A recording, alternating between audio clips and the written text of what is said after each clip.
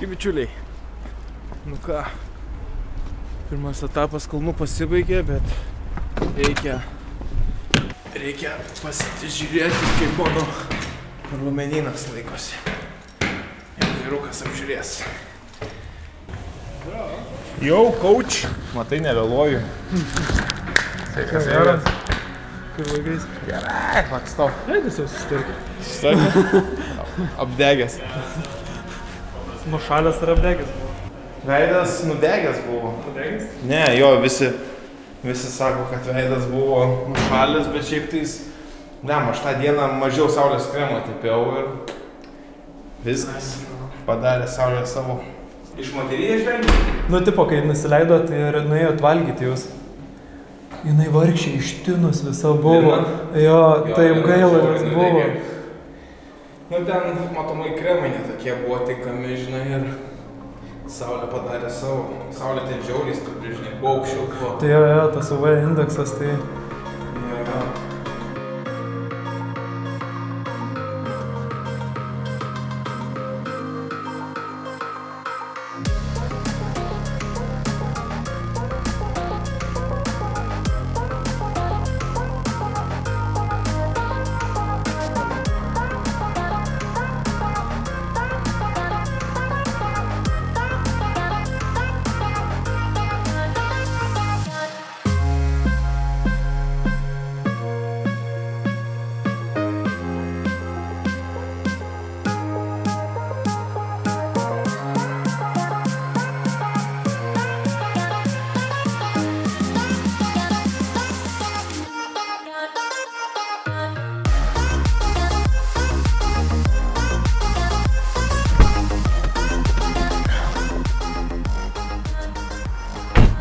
Nu ką, atkeliavom pas dviračių dievą, pasimt surleko.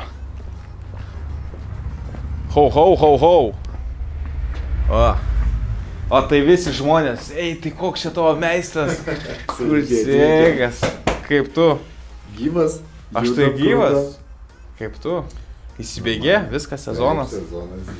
Nu, eik, tu seniuk. Viskas blizga. Padarėm, ką galėjom, viską pakeitėm. Šarvai trosai. Šarvai trosai. Tik ratai liko lyginti. Ai. Konusai šaratai pasikeitė. Ratai liko lyginti. Kaip konusiukai mirė, gyvi? Kaip ir priklauso. Po 8000. 19 viso bendrai gavas. Jo. Bet Zelandija 8-3. Nuo svorio, žinai, pasikapojo. Jo. Nu geras. Kaip tik ant gero oro čia. Lėkiai, aš tau skambinau savaitę, galvoju, jaučiu išlėkę su šeimyna, dar kažką. Važiavau, protestinau, tai va, kaladės viskas, žinai, padangos tos, radau tas padangas. Nu, radai padangėlės? Jo. Okei. Pačios gavos. Ne, tos pačios. Raštas kitas. Čia Kem 622, o tas buvo Kem 2 622? O dabar aš nepamenu, ar Kem ar buvo Kem 2, nes Kem 2 tai nemačiau šitų padangų. O dabar galvoju. Man atrodo, kad va taip top, žiūrėk, rėmė taip pat stovi. Gal ir taip. Matai, kaip taip pat. Nu, žodžiu, svarbu Švalbio maratonas pliusas. Tai, po kilogramą viršau. Ne, mažiau, žinok, aš kai svėriau 900 gramų, bet gal čia kai nudroštas buvo. Nu, liuks. O, čia man papūga iš Kandžio. Naujosios Zelandijos. Jo, kalnuose. Bet jau tokia pavargiau, čia reikės Tai pasikeisti. čia va, kai tu sakei, neliesti, tai neliečiau. Aš šitą sakiau neliest? Nu, Jo? sakai, ne. Aš gavau pedalus. Ne, tai jo pedalai visai, jis ir... Jo? Nu, gatavi, va, visai. Baig, tu dar būtų atlaikę 10 štuk. Nu, jau atlaikė Norvegiją, atlaikė... Ne, tai jie, kur kosmosas? 25. Afrikoje dar jie turbūt buvo. Jo, jie kiekvienoj kelioniai buvo. Vis nuo Skoto. Jo. Tai 25 tai tikrai. Ne, daugiau. Reklama gali būti. Nu, bet aš nežinau, koks tas pedalų brandas. VP? Jo. Ne, Velgo ten buvo VP.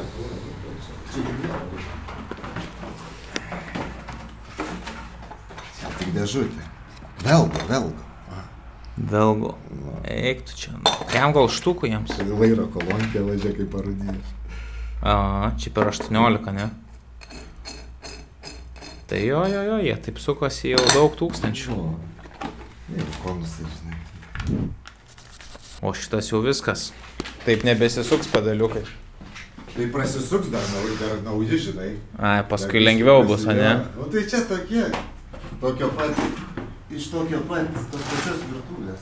Jo, matai, kas smagu, kai jie platus yra, tai labai patogu pėdą dėti. Šitie biški platesni. Šitie platesni? Dar platesni? Kaip pastovi dabar stabiliai. Ok. Nu kaulas. Nu gerai. Žodžiu, tai va visi tie devaisai čia ir liko tavo. Ok. Stipinai dar atsargiai, supranti, ateity galvot ratus, kažką, žinai, gal vėl perinkti naujus. Perinkti, sakai? Naujos kelionės. Va dabar prasivažinėsi, žinai. Pasivaikščios biški. Neaišku, kaip, žinai, tie patitas čia va pasitrynė, viskas dar švaru, bet jau ateis laikas, žinai. Nu jo, pats lankas. Tai, sakai, tu pakrautas važiuoji, jisai tai dirba darbą. Jo, vis tiek kitaip dirba negu kai tuščias. Nes krūviai kiti. Gerai, tu pakrauni. Nu, ir tai stengiuosi, žinai, biški to svorio permesti ant priekio. Tai va, vairo kolonkės guoliai, viskas, žinai, pasikeitė. Smagu, žiūrėt dabar. Nu, blizgat viską. Ant sienos tik tais. Nu, kaip veža hebrytė tau dviratukus? Paspirtukų? Viską. Jam net platesni buvo, žinai, biški. Aha. O dabar šimaniukai ir pagal originalą susidėjo. Ir kaip reikalaunu, kad išcentruotum. Ne, gerai, 3 žvaigždės. Man kaip į kalnus ar nuo kalno reikia greičio pagauti, ar kaip tik lengvai, tai aš labai išlaviruoju su tom 3. O jeigu būtų 1 ar 2, tai blemba čia. Kaip ir sakai, ta grandinė taip greit susidroštų. Kampai atsiranda didelį. Kampas didelis, jau.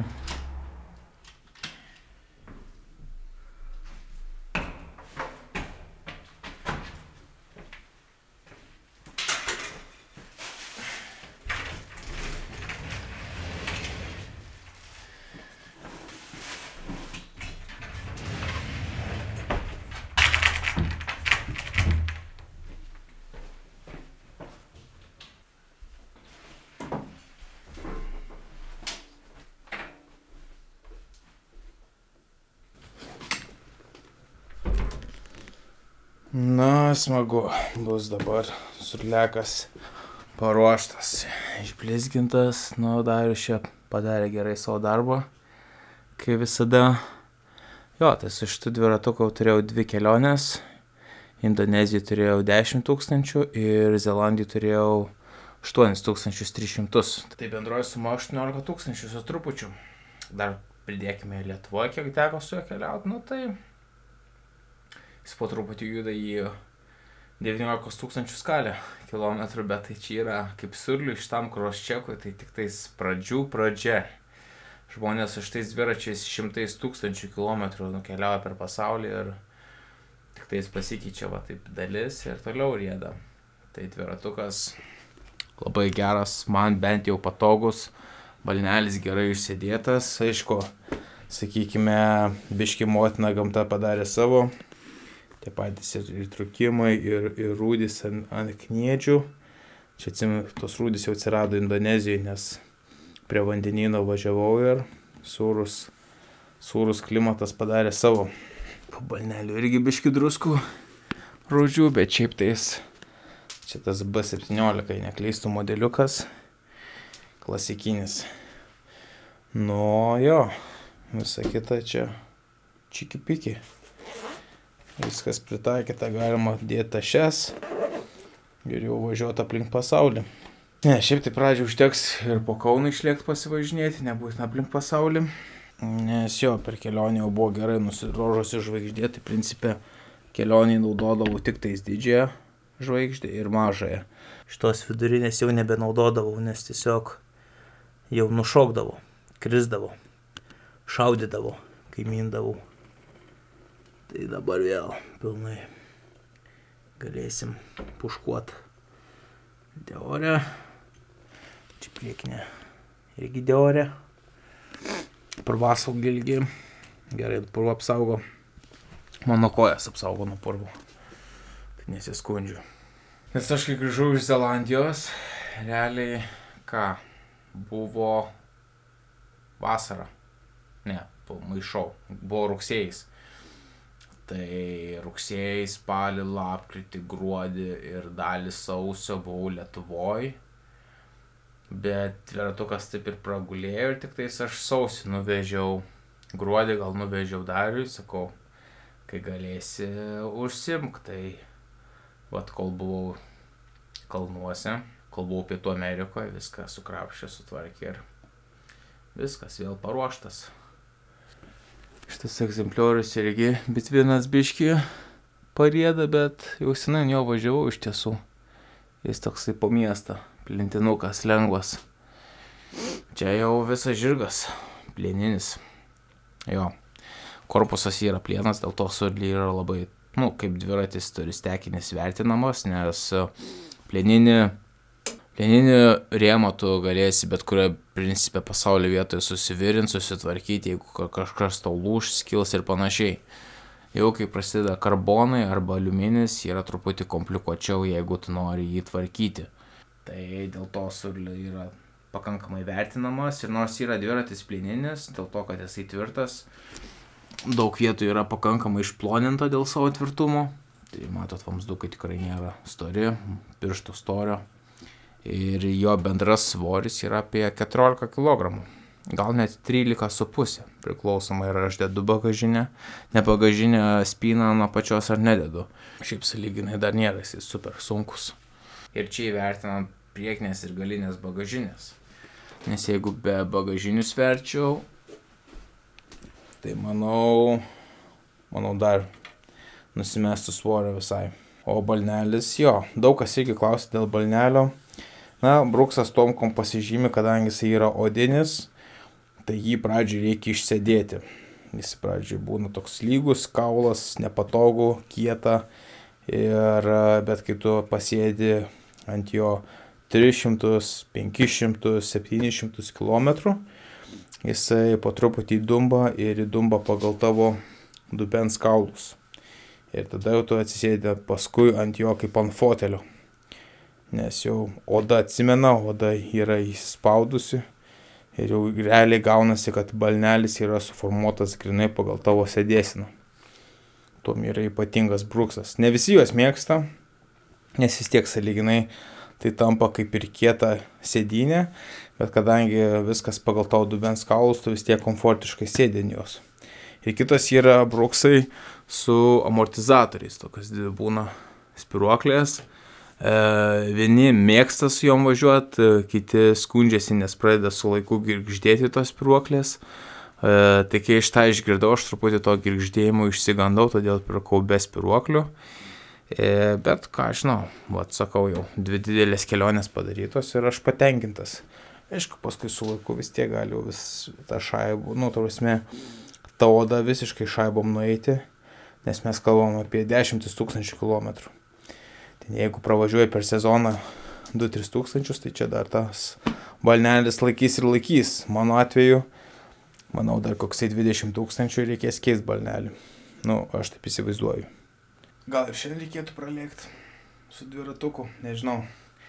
Jo, Aivaras atkočioja mane. Jo, šiaip sakė visai neblogai. Nugara tai tikrai neblogai, tik tai pečiai ir biški kaklas toksai nuo kuprinės susispaudęs. Pakeitėja, yra tokių mazgų, bet šiaip nugaros apačia visai neblogai.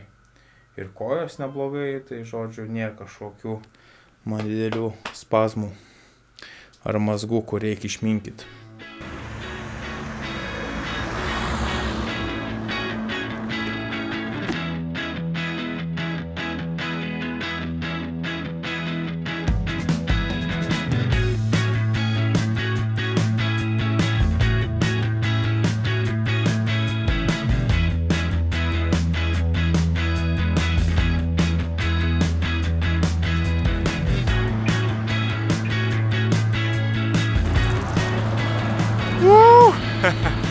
Nu ką, turbūt jau senai matė tokį vaizdą man ant dviratuko.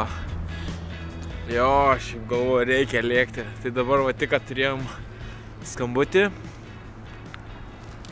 su komanda Everesto, taip sušnekėjom viską, apėjom visą sąrašą daiktų, ko dar reikės pasipildyti man nuo Konkagvos, ko užtenka, tai realiai 1,5 valandėlės atsidėjom, atšnekėjom per kolą ir viskas. Ir galvoju, bliavančiai būtų.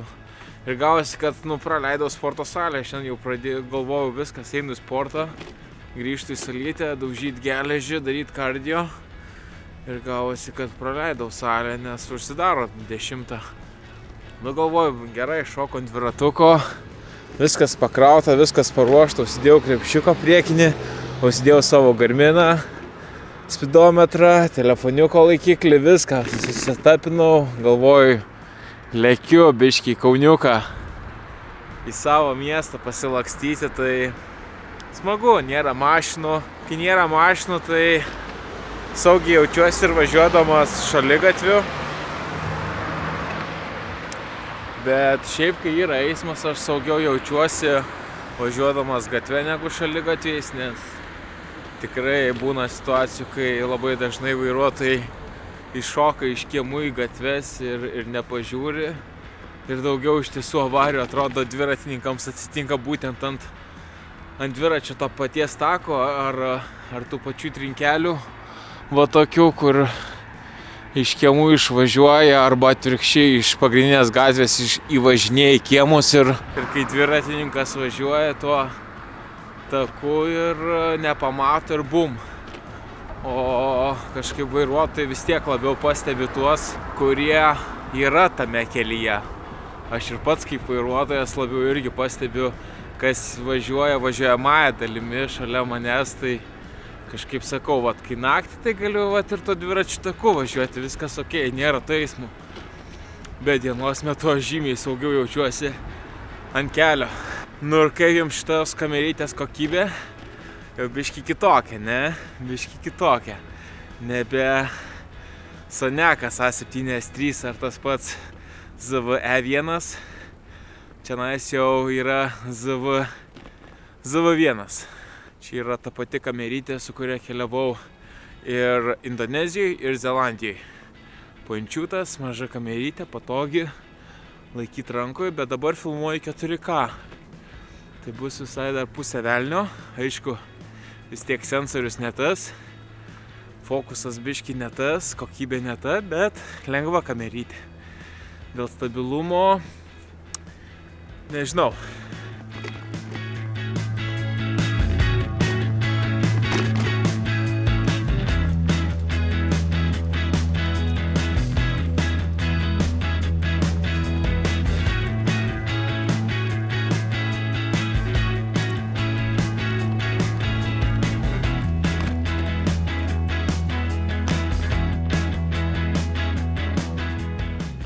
Galima ir be švieselės pavažiuoti. Matot, ant galvos turėjau šviesą dėtis, nes bliamački, man ant dviračių nelabai šviesos išeina užmontuoti.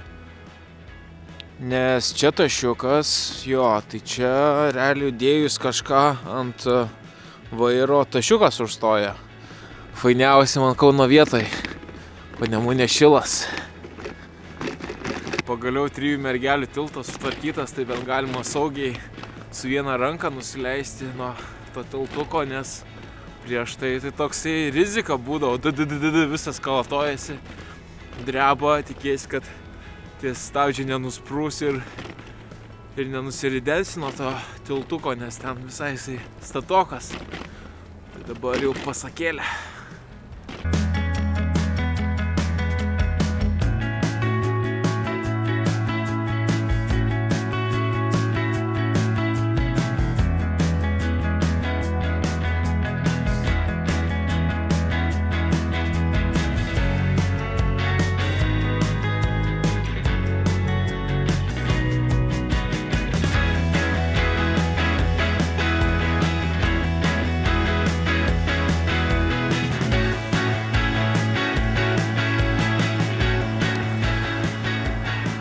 Atsimenu, kai buvo Kauno gimtadienis, Tai aš ant šitų dviejų, ant šitos salelės mažos pasistačiau palapinę savo huskio su baidarė atplaukęs ir pernakvojau. Tai dabar įdomu, miegojau Kauno žemė ir Kauno vandenyse, nes ta salelė tai atsiranda, tai dingsta. Tuo metu buvo kaip tik Nemunas panašiai pasėdęs, tai buvo gera proga. Tai faina patirtis buvo čionais pernakvot šalia Žalgirio arenos, šalia Akropolio. Galvau, gal atvažiuos policija išvys mane, bet kaip ir praktiškai aš vandenyje miegojau, tai kaip ir gal niekur nepažeidžiau, o gal ir pažeidžiau, neaišku, bet jau senai buvo. Ką, prasuksiu pro rotušę ir reikės įdėti link namučių.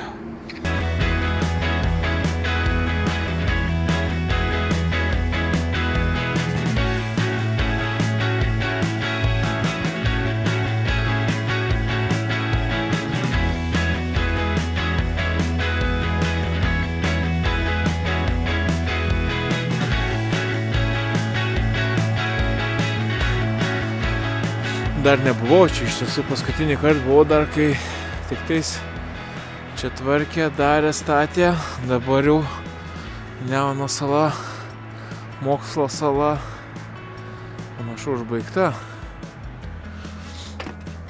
Fainai čia. Reikės kada užsukti vidų apsilankyti, kaip nėra progų. Norėjau sakyti, o faina rampa į viršų, bet žiūriu, kad čia nelabai.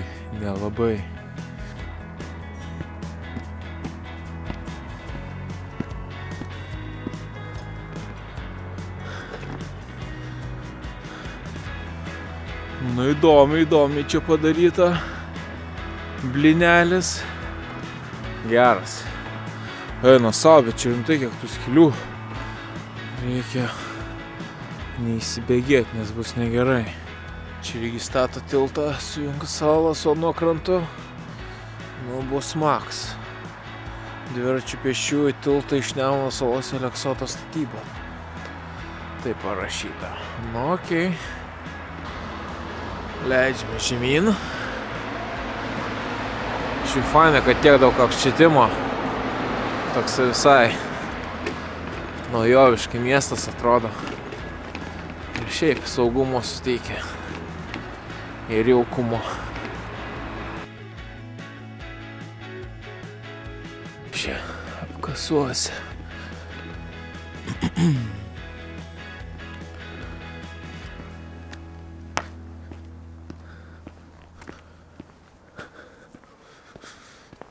Nu, jo, čia atkasta.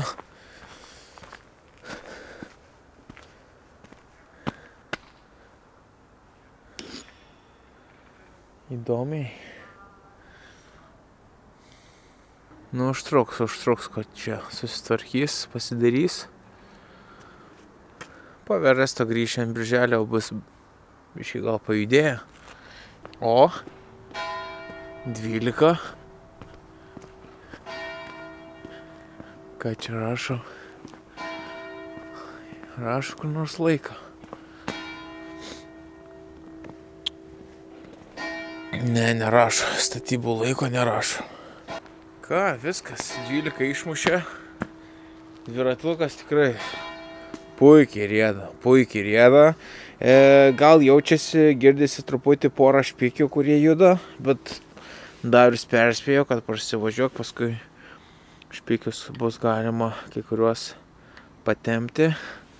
Tai tas momentas ir gal čiučiut vieną kaladėlę jaučiasi, čiučiut liečia lanką. Bet čia irgi pasikoreguos ir bus čiki-piki. Šiaip jau smagus dviratukas. Dar laukia su jo kelionė rimtų. Tai ačiū, kad žiūrėjot. Ačiū, kad prenumeruojat. Mūsų jau 180 000 prenumeratorių. Tai labai didelis. Ačiū. Gal kažkokį konkursą reikės jeigu sugalvoti. Kol kas dar minčių neturiu. Ir susitiksime kitam vlogę. Sportuosim. Iki, draugai.